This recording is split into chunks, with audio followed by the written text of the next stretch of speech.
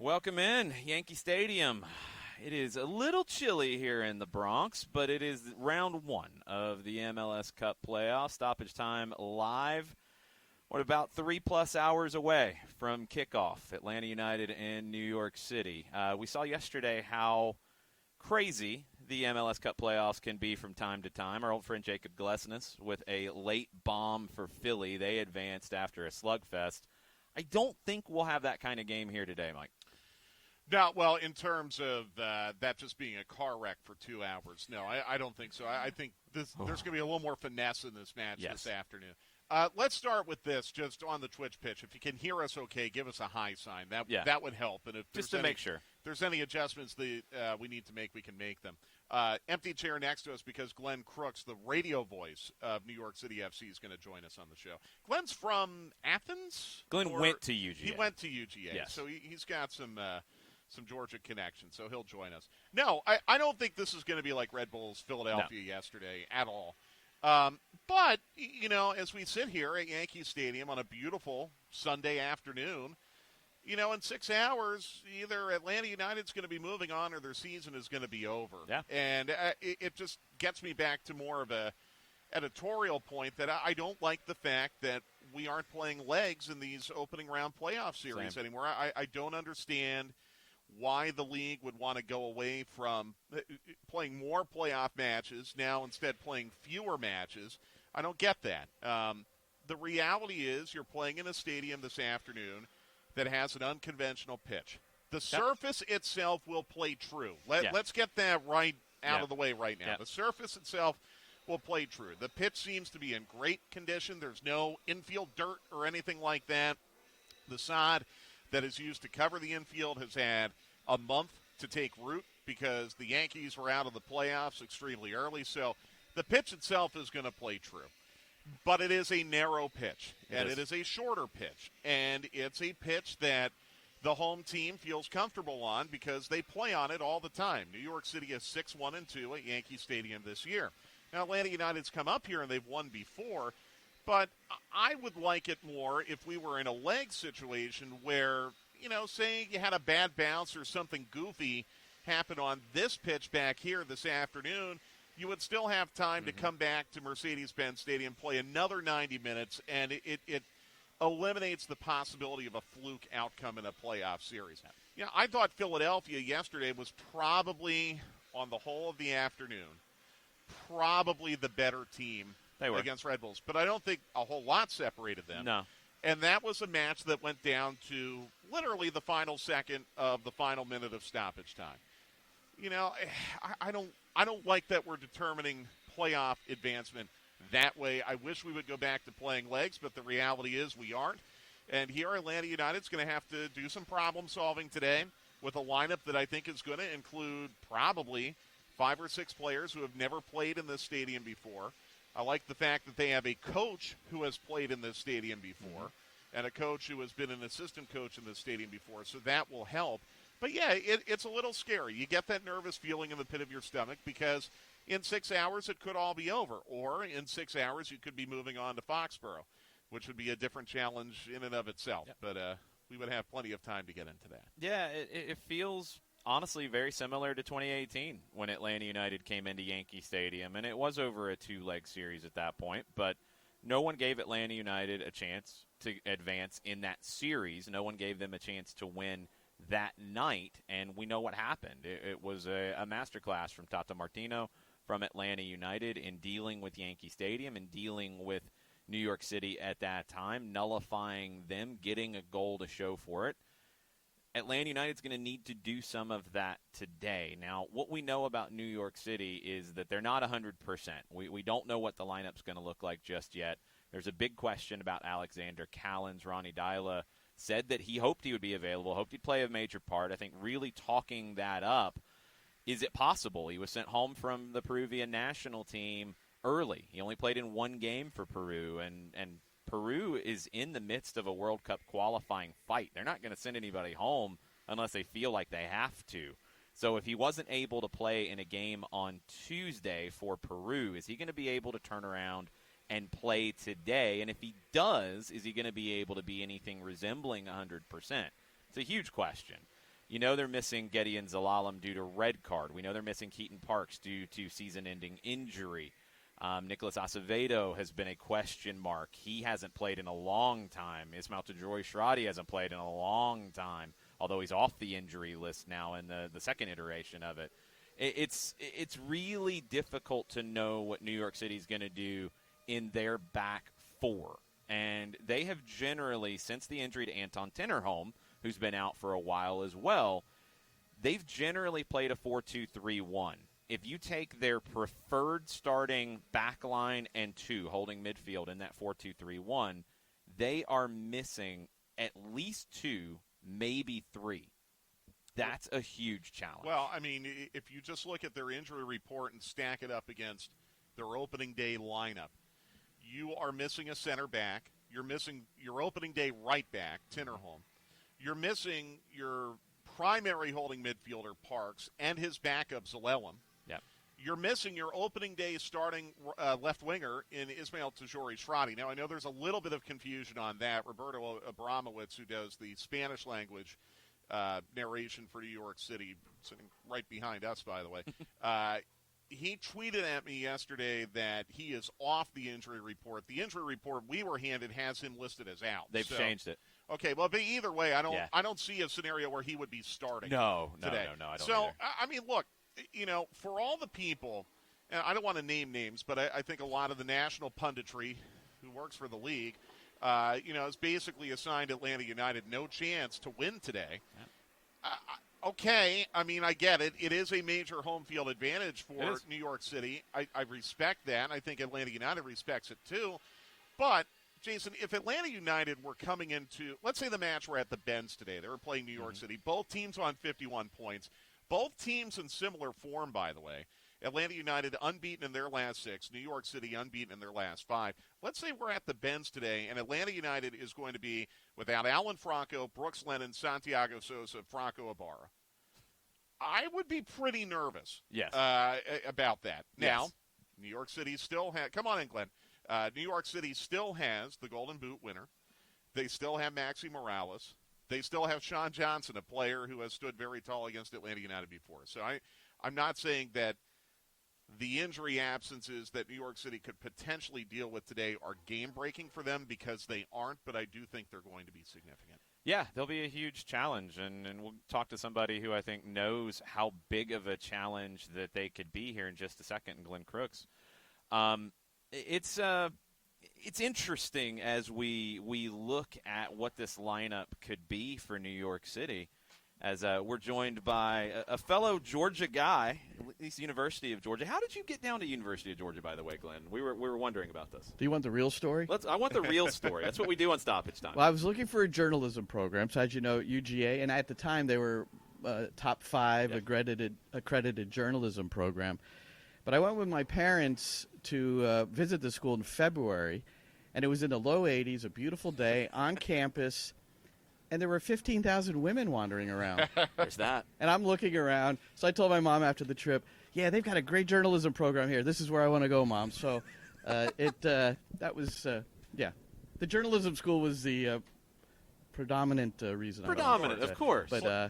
But enjoyed Athens, just such a great campus. And I had a great experience. And then WUOG, the campus radio station, is what helped me get my first job. I mean, they were critical.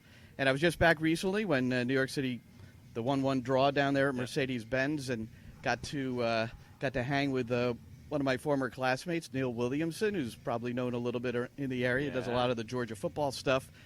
And that was wonderful. I hadn't seen him in a while, so talking about the Atlanta attack days, I don't know if anybody watching was around for that. There's going to be a few. Be surprised. We get some questions about the attack, the old Chiefs, all of that.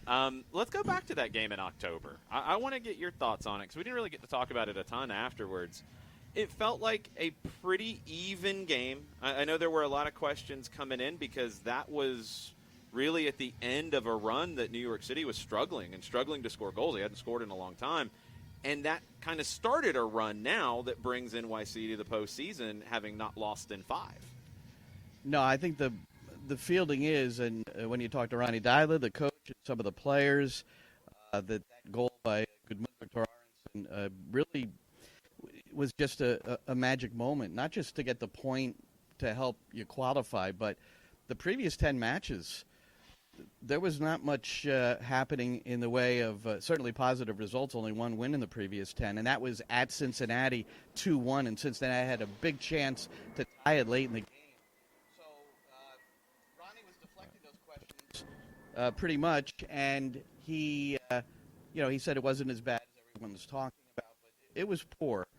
But that thing that goal just motivated the group, and unbeaten since. And then the come from behind tie against Philadelphia with a man down in the second half. So there's a spirit here now that was lacking during that little stretch. So I thought Atlanta had much of that game. First 15 minutes, New York City, Marino scores, and a lot changes.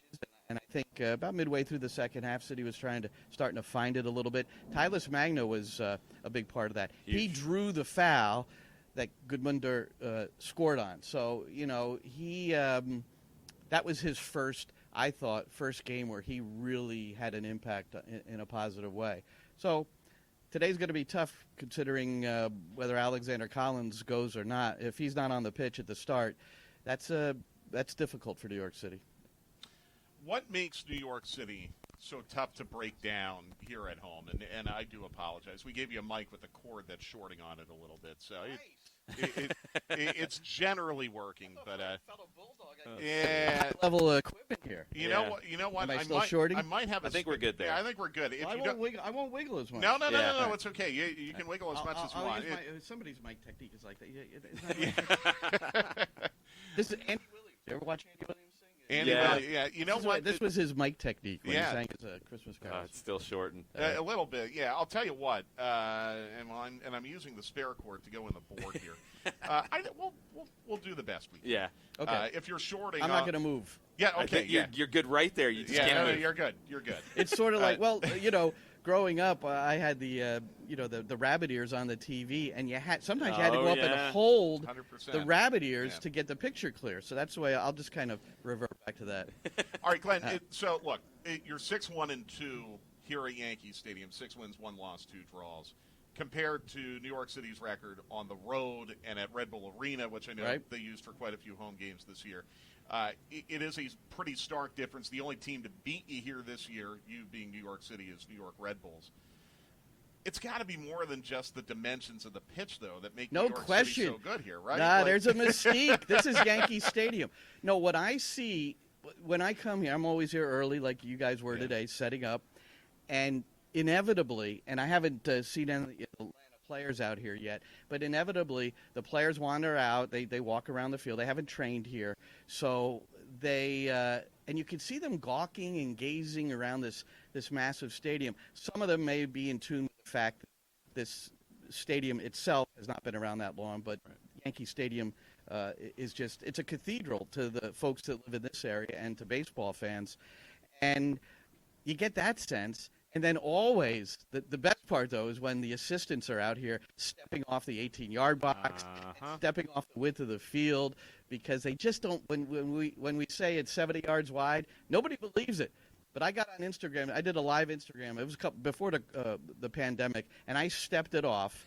It's 70 yards. Then I had people complaining, well, you didn't use a measuring device. I said, well, I've coached since 1980. I could step off a yard. That's you set up fields all the time. Yeah. That's what I've done half my life. So anyway, it's those two things are always, and it always happens. Players taking selfies and gazing up, and the coaches stepping off the lines. Yeah, but I mean, the one thing that Jason and I have noticed, and I think Pineda even talked about it earlier in the week. This pitch does play true.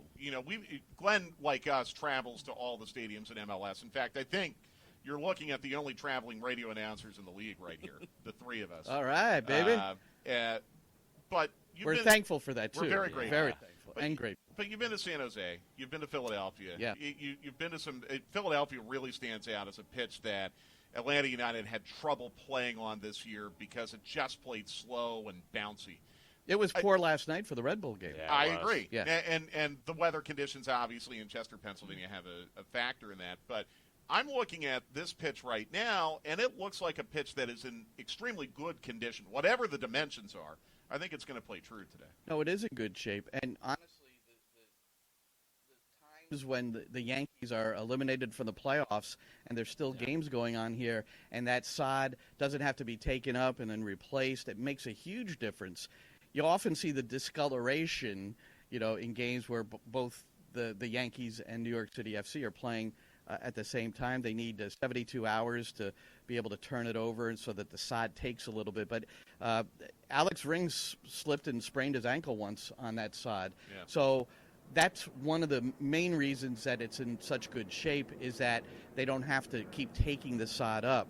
So, and I walked it. I didn't walk it this game, but I walked it the last home game, and it's really in beautiful shape. But it does, the dimensions will play with you, I'm sure. Atlanta United trained with a smaller field. If you go up to the New York City facility in Orangeburg, New York, they have like a tape. They roll out this tape, and when they're training before a home game, they make their training pitch narrower as well. Why not? You have they to. used to. It prepares you. The question I would have, and I think Patrick Vieira talked about this back in the day, about how he almost had to prepare differently when they were on the road and at home because of the size of the pitch. And this came up with the Canada-Mexico game, where a lot of people said, going to play in Edmonton, it affected Mexico in a huge way. But it also affected the way Canada played. You've had a chance this year to see NYC play at Red Bull Arena in home games, but also play here. How differently do they play here at Yankee Stadium versus on the road or in other facilities? Well, Ronnie Dyla, the way he has it set up, and I think Dome Toronto, to a lesser extent, Patrick Vieira to more of an extent, they want overload. So they're looking to change a point, get 2v1 on the flank, and it's more difficult here. So it has become a more direct affair for New York City here. But under Ronnie Dyla, he's had Tati Castellanos up top during nearly the entire time, and he wins a lot of the first balls. And as long as the midfield is active, then the second balls are recovered as well. So there is a good amount of that will occur, more so here at Yankee Stadium than at Red Bull Arena. But I'll tell you, they were never comfortable at Red Bull Arena. And one of the detriments of that being their home, for me, it was great. It's just 20 minutes down the New Jersey Turnpike. I didn't have to cross the George Washington Bridge, just a little easier to get to.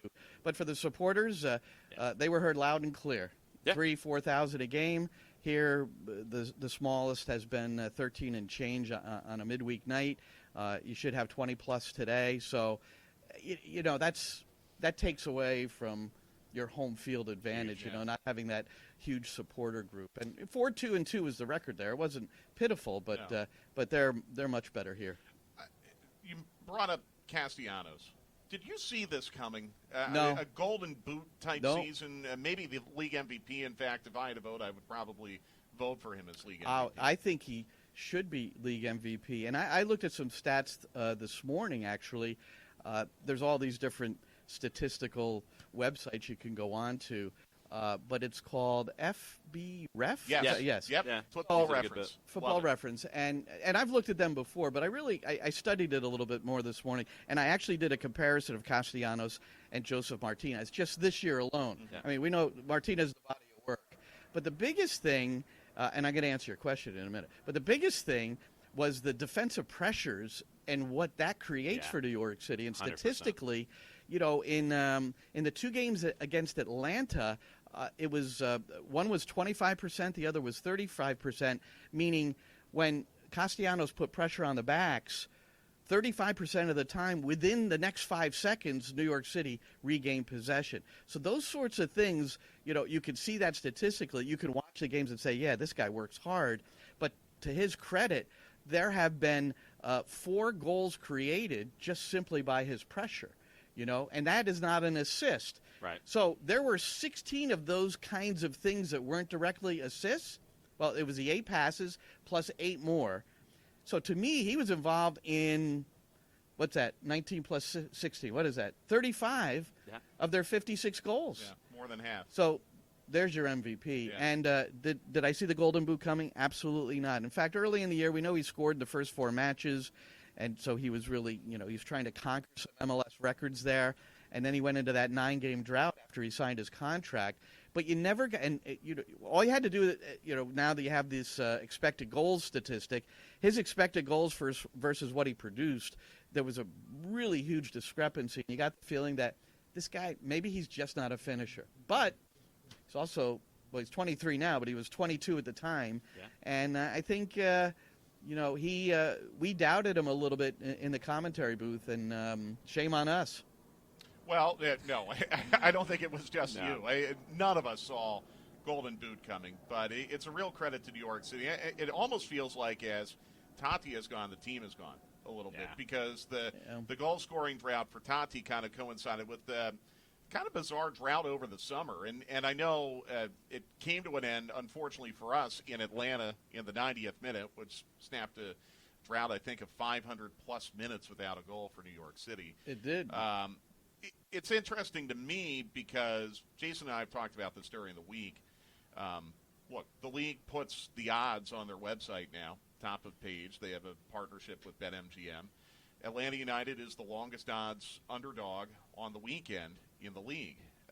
If you look at the content that's been put out, I don't understand that. I was going to ask you about No, that. well, when I look at the potential lineup, like the MLS guide came out, for all the teams, and they put, they guess what the likely lineup could look like, and boy, there's a lot of transfer fees there. There's a lot of high salaries there, but it's not just that. It's that there's a massive amount of talent, especially on the attacking side. But that 3-back system, if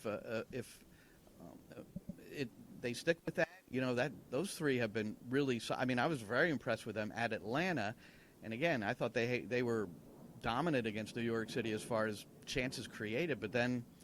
Things happen at the end. Honestly, I'm not sure they are going to stick with that because I think in a 4-2-3-1 they've actually looked a little more dangerous. We don't know. We haven't seen the lineup yet, by the way, so I think we'll find out along with you. But it just surprised me that I think the rhetoric from the national punditry this weekend has been that Atlanta United has no chance. I feel like in the series history between Atlanta United and New York City, there's really only been one blowout.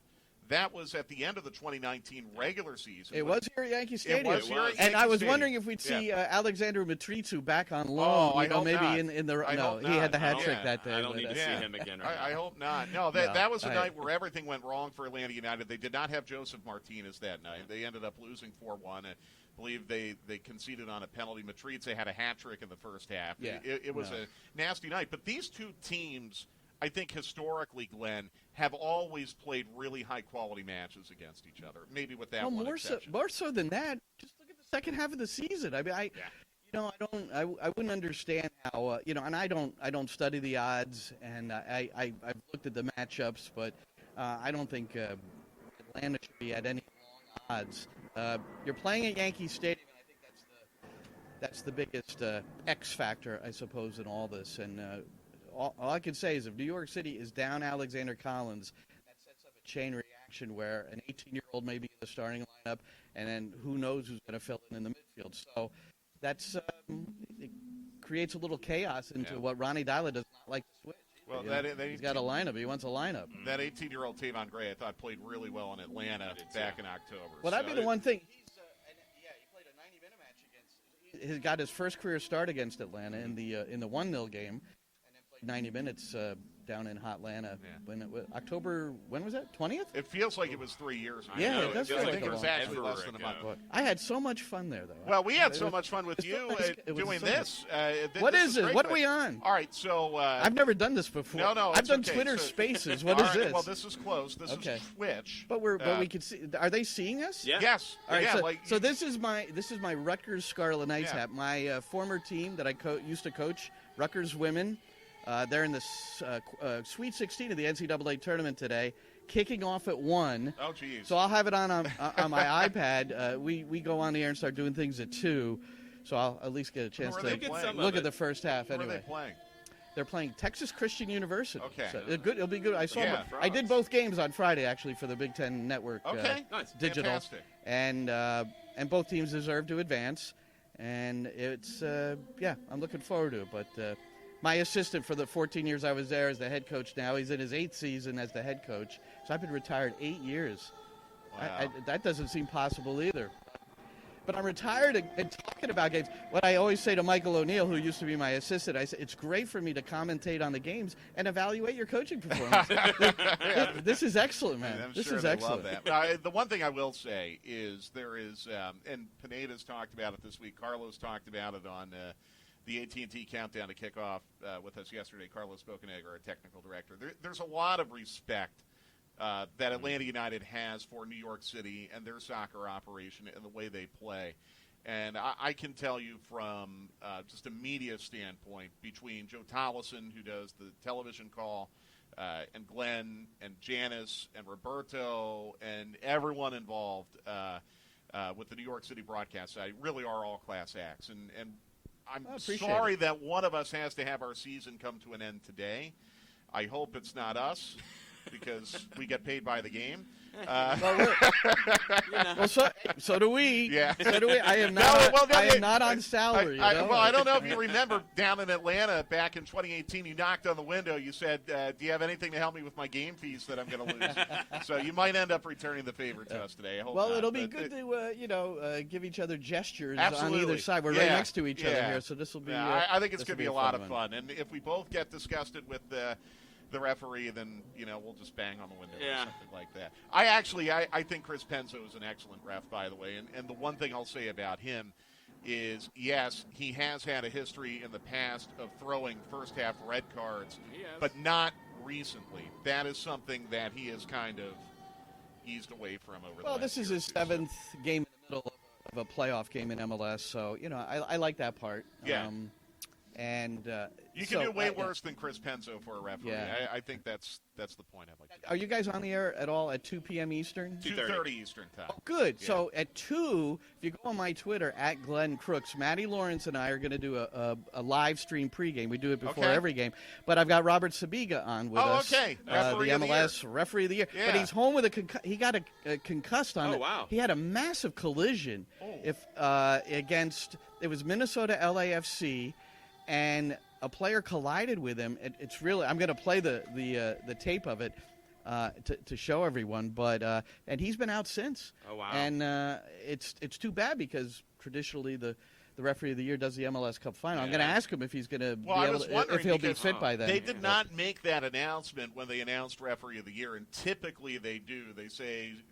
Yeah. Oh, I didn't even know that. Oh, okay. Yes, and as referee of the year, he will do MLS Cup, and they did not make that announcement. That's why. So I guess he's still. I'll ask him. Maybe he already knows. Yeah. But that's at 2:00 if you're not doing anything. Okay. And we're going to talk about Atlanta. We're going to hear from Ronnie Dyla talking about how to mark Joseph Martinez, because Dyla was a center back. Yeah. And then my center back partner, Matty Lawrence, who played for Millwall and Crystal Palace. Then I'm going to get him to talk about it. So. Joseph Martinez is a massive figure in this, no question about it. Well, we'll be listening. Where can we find the link? Is it so it's at Glenn Crooks. Just go to my Twitter, at Glenn Crooks, and it'll be broadcast live there, and also on the New York City FC Facebook page. And 2 N's in Glenn, right? 2 N's in Glenn. It's the only way to spell it. Sorry to any of the 1 N Glens out there. 2 N's is the way it should go. Go Rutgers. Go NYCFC. Yeah. And but may the best team win. Isn't that what you always say? May the best team win. And if not, we'll go to penalties. Don't let it be on penalties, and don't let it be on a bad battle. All right, guys. All right. Thank you, Glenn. Good to see you. Good to see you. And that is Glenn Crooks. And he really does a fantastic job. I'm not kidding. The New York City media team, they really are class acts. We enjoy hanging out with them. And I think it's actually more than just us and Glenn that travel as far as the radio side is concerned. The more I think about it, Red Bulls do, Cincinnati does when they're not on TV. Yeah. L.A. Galaxy does. Joe Totino's come over to do radio before. I feel like maybe Columbus. I'm not positive of that. I know Orlando has come up to do games in Atlanta, but I don't know if they go There's all some the way that with are that. inconsistent with travel, Yeah. but we are so lucky. We talk about it all the time. Look, and I know some people on the Twitch pitch are like, wow, you're that far away from the pitch. Well, yeah, but I'd rather be here than calling it off a monitor. Because you feel it, and that's a big part of it. You feel the crowd, you feel the energy, and I'll be using the monitor in front of me a good bit for detail. I'm glad you brought up the crowd. I think there's going to be substantial road support today for Atlanta. I think it just anecdotally, Well, you ran into some Atlanta United fans this morning. In the hotel lobby. Yeah. And we're not staying with the team. We're staying separate from the team. And there are Atlanta United fans at our hotel. Yeah. And, I've heard from some people on Twitter that their plane from Hartsfield either today or yesterday was absolutely packed with Atlanta United fans.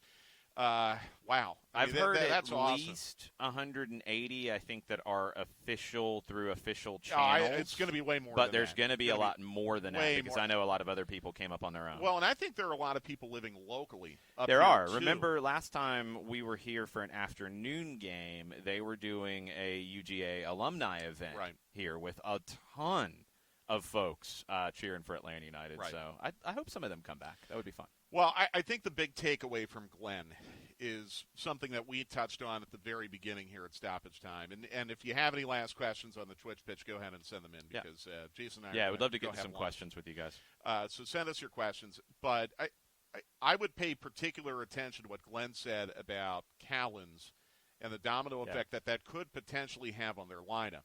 Because if Callens cannot play and you're already down Zalelum on a red card, and you're down Parks on a blood clot for the rest of the year. Now James Sands becomes really, really important in this mix. That's the issue.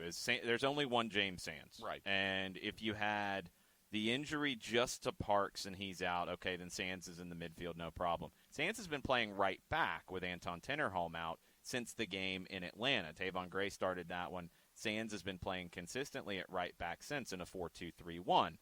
But if you don't have Callens, Sands probably has to go to center back because there's not another center back on the roster.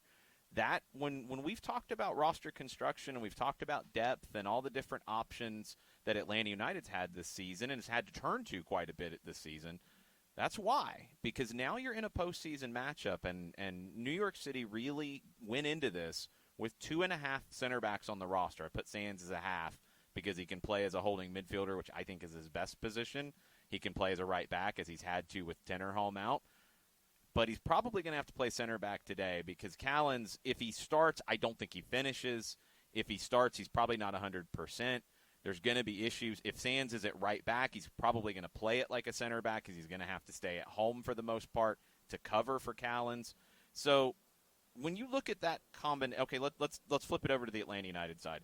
Let's say that even with 3 center backs starting, you had an issue and you wanted to stay with 3 center backs, no question. Yes, you have a similar situation in Santiago Sosa who can play center back. He's coming back from injury, but he's played center back this season in a 3. You've got Alex DeJohn. You've got Josh Bauer, who has not played in MLS, but has played with Atlanta United too and is on your roster. You've got Bryce Washington. Same situation. You've got depth. You've got options. New York City doesn't have that. So at a minimum, they're going to be missing 2 regular starters out of their back 6. At a minimum, possibly 3. Half. That's huge disruption going into a postseason game. And they're great in the attack, and that's what they're going to have to lean on today, I think, because mistakes will be made in their back 6. If they play, they're going to have to play probably 2 center backs. I don't think they could find a third one if they wanted to, because you're going to have Sands be flexible. So you're going to play a 4-2-3-1. I mean, I don't see any other way they play this. And you're going to have to play Sands somewhere in that, but wherever he doesn't play, you're going to have lesser tested players, whether it's in the holding midfield, whether it's at right back, possibly both if Callens can't go. And that's a huge opportunity for Atlanta United. You have to take advantage of it. You can have all the opportunities and all the advantages you want on a sheet of paper. You have to punish them for it. And going back to that game in 2019, that's a prime example of how it doesn't always pay off. We went into that game, lineups are posted. Tinnerholm, I believe, was out of that game. I think he was suspended on yellow card accumulation. And Sebastian Ibiaga, who's a center back, was playing on the right side for them in that game. Yeah. Tito Villalba was started as a left wing back with license to just go and attack. And he couldn't beat Sebastian Ibiaga in that situation. Atlanta United had some early opportunities where Villalba lost 1v1 duels early on, and they got punished on the other end. The lineup on paper gave Atlanta a huge advantage, but they didn't take advantage of it. Today, the lineup on paper will give Atlanta advantages in some form or fashion, maybe more than we think if Callens can't go. but you have to take advantage. All right, so what do you think the balance is then? And again, we're making assumptions. Let's assume that the dominoes fall that way. We know they're missing two. But let's minimum. say they're missing three. Okay? So now, maybe Tavon Gray, as Glenn said, he is starting. Then Sands it maybe has becomes to easy. play in the back. But Sands has to play in the back if you're missing Collins. There's right. no way around it. There's nobody else. So Sands has to go there. So that tells me then Atlanta United's going to have superiority in the midfield today. They should, because you play the domino effect. If Sands goes to center back, because I don't think you play Chanot with two non-center backs in a playoff game if you want to go three. I definitely don't think you play Chanot with one non-center back in a playoff game. I think you have to secure that area. So that's Sands. So then right back, it has to be Gray, unless you're really going off the board by playing a winger there, and I don't see that happening. So then you have a central midfield issue, and it's going to be somebody. Jesus Medina has played as an 8 this season. He could do it. You could play, you could bring in and be more of a 4-1-4-1 if you wanted to be, with two central attacking midfielders in front of Alfredo Morales, who I think he needs help. So I don't know if that really works. So you're going to pair somebody with Morales. So then if you're Atlanta United and you look at the dominoes of that, because trust me, Gonzalo Pineda knows everything we're talking about. He's went through all the different permutations. He sees that lineup sheet. One, he'd love to have an 11 that has flexibility built into it so he can move pieces around depending on what NYC does. But he's going to have the ability to go up against a midfield of Alfredo Morales, who is over 30, who looked over 30 in the game in Mercedes-Benz Stadium, struggled. You can get at him. Mm-hmm. Somebody's paired with him that you can get at because they're not first choice or second choice. Then Maxi Morales would be the number 10. You got to worry about him, but he's not going to drop and defend. He can't at his age. He's going to stay up high. So you look at that midfield, and that is where the question comes in. Does Gonzalo Pineda feel like with these different things in play, does he want to go with three central midfielders in some permutation? One of them could be Moreno or Barco, and Moreno would tend to be the one I would think of. Do you want to go with two holding midfielders rather than three center backs? And I think that's where the question comes, because especially if one of those two is Mateos Josetu. We know Mateos can sit and be the 6. We've watched him do that without Santiago Sosa, and he's done a really good job. But I think he's a little more comfortable getting up into pockets of space. And if you're able to get Josetu and Moreno against Alfredo Morales and somebody, I like that matchup. The thing I worry about, I just don't know what percentage of 100 Sosa is going into this match. So let's say he's out. Let's say he can't finish and you have to adjust. Then you're looking at probably Franco Ibarra. And that's a very different playing personality. But as Glenn said, one of the things that New York City does here at Yankee Stadium that's a little different than I think we associate with NYC, they have to play more direct. They have to look for the knockdown from Tati Castellanos. They win the second ball really well. Who is maybe the best player in the Eastern Conference in winning second balls? I'm not trying to exaggerate. That's how I feel about him. Franco Ibarra. Yeah. You look at the numbers. He's a Pac-Man. He wins everything in the midfield. You get him in that situation to win those balls.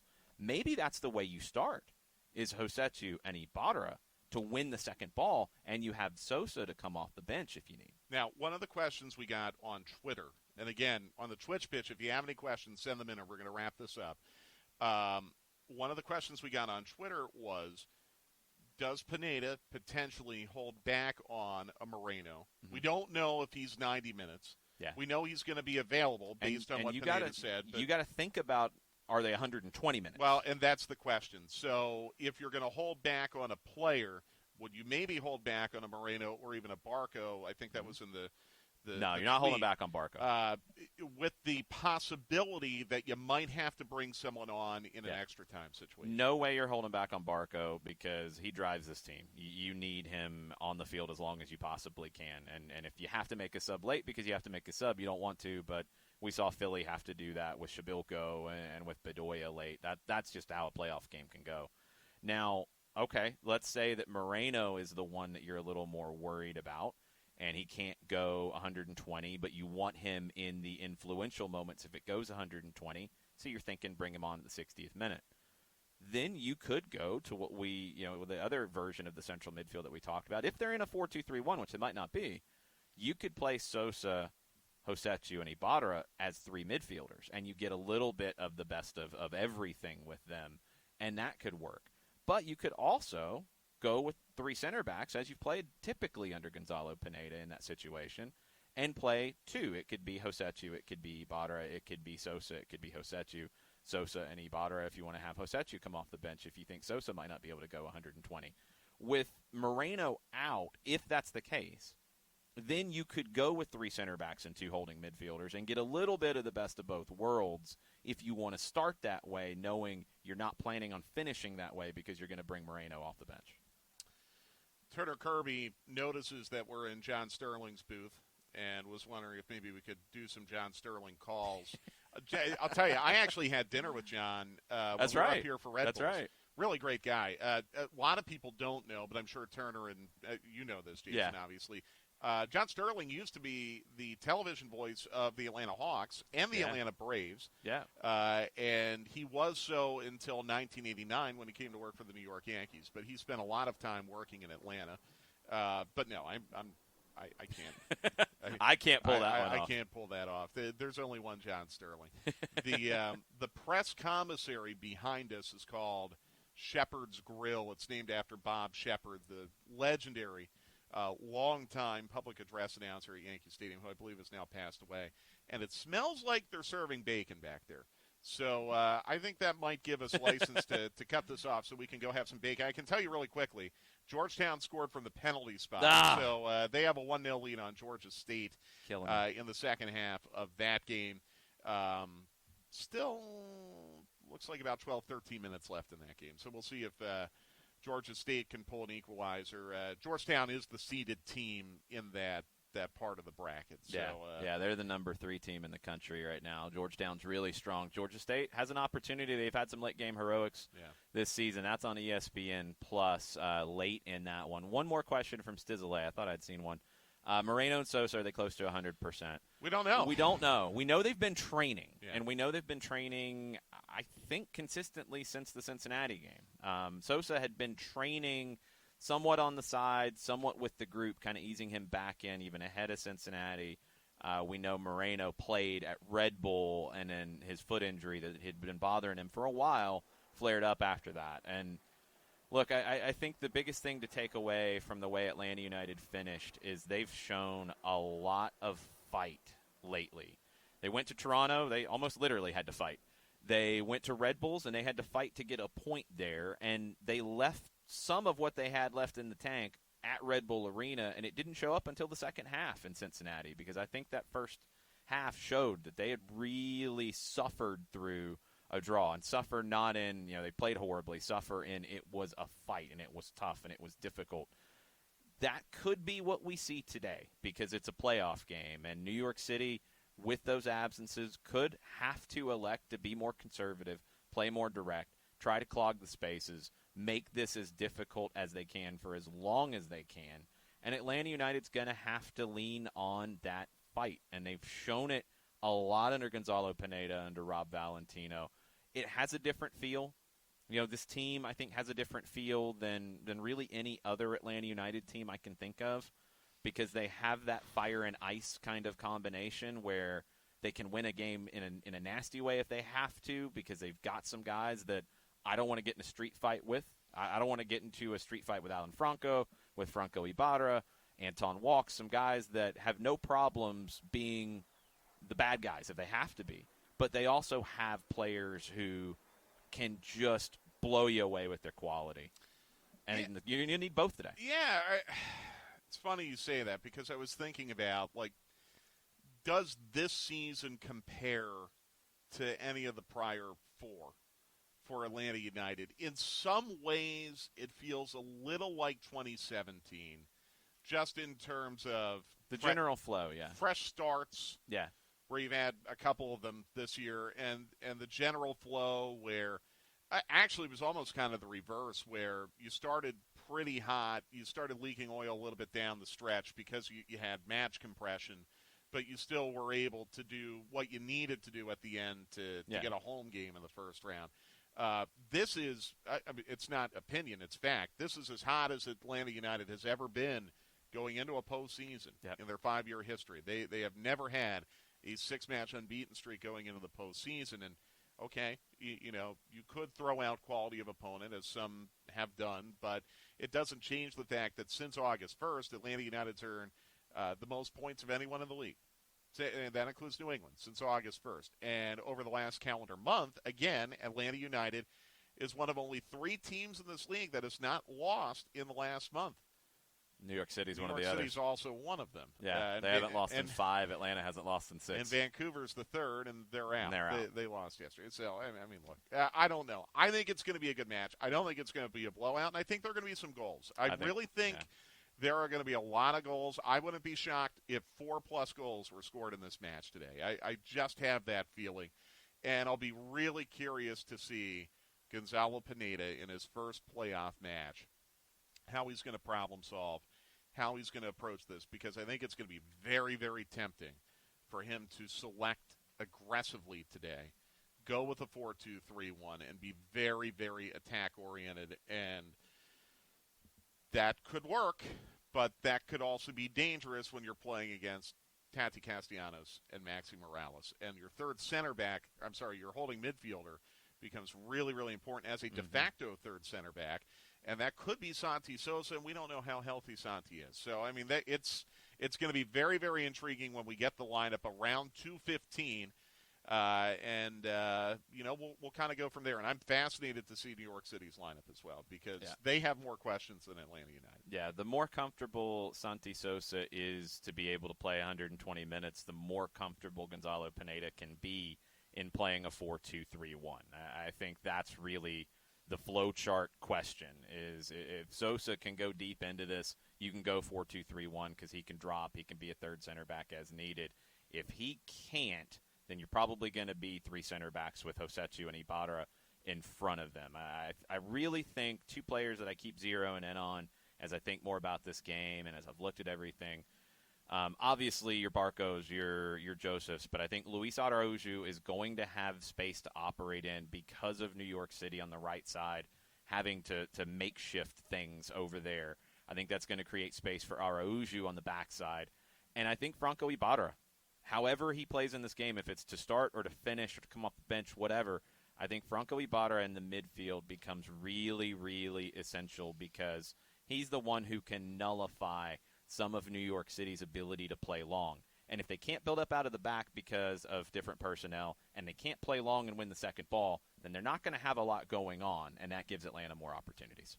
All right. I'm excited. Doesn't take much to get me excited, but I'm excited. Jason and I will be on the radio 2:30 Eastern Time on Sports Radio 92.9 The Game. Kickoff 3:18 this afternoon. We will have a brief full-time report, not a full 1 hour. We'll have a brief one, but we will have a quick full-time report after the match. And win or lose, we're back with you for stoppage time again Wednesday, 2 p.m. on Twitch, and later on the 92.9 The Game Facebook page, as we'll either look ahead to New England or we'll recap the season that was. One thing we know is that a very good team, whether it's Atlanta or New York, is going to have their season come to an end this afternoon. We hope it's not Atlanta. So we will see you at 2:30 Eastern Time on the radio, and wherever you're watching today, we hope you enjoy the match. And if you're coming to join us here at Yankee Stadium, we hope you have a great time, and we hope you'll be loud. See ya.